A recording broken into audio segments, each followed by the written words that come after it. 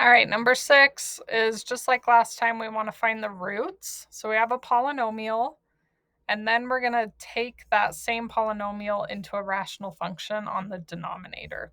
So that's how we find the domain, though. We have to start with the denominator and solve it equal to 0.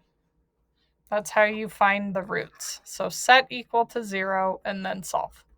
And we love factored form. We're so happy when it's in factored form, because that means that you just take each factor and set it equal to 0. I'm kind of out of room here, but I'm going to write out the work a little bit. 4x equals 8, divide by 4, so x equals 2. And then plus 1,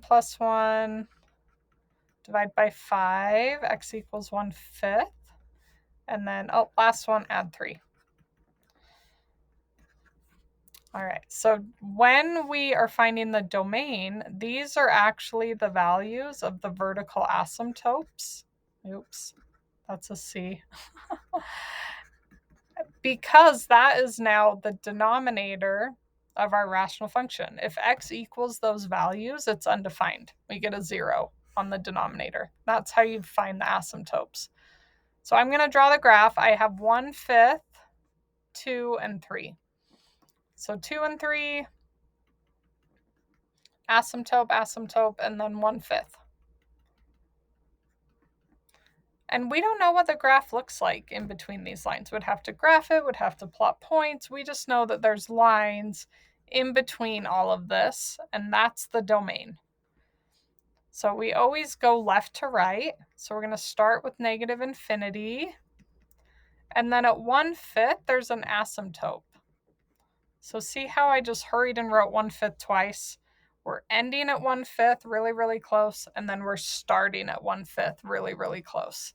So we put parentheses and we write it twice, that's our break. Then we go to 2. We're really, really close to 2. We're picking up really, really close to 2.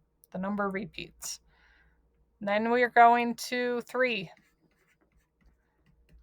And same thing, end at 3, start at 3, and then go to infinity.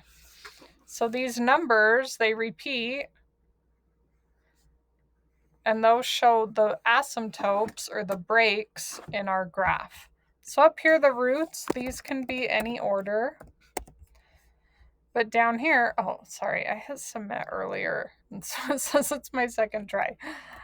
We go left to right. So our first value would hit is 1/5, and I'm going to type it twice because that's the break. Then we go to 2. Then we go to 3. And again, union, type it twice to infinity. So when I'm looking at my answer, when I'm checking, I'm making sure I see 1/5 twice, and 2 twice, and 3 twice, and they're right next to each other on the other side of the union.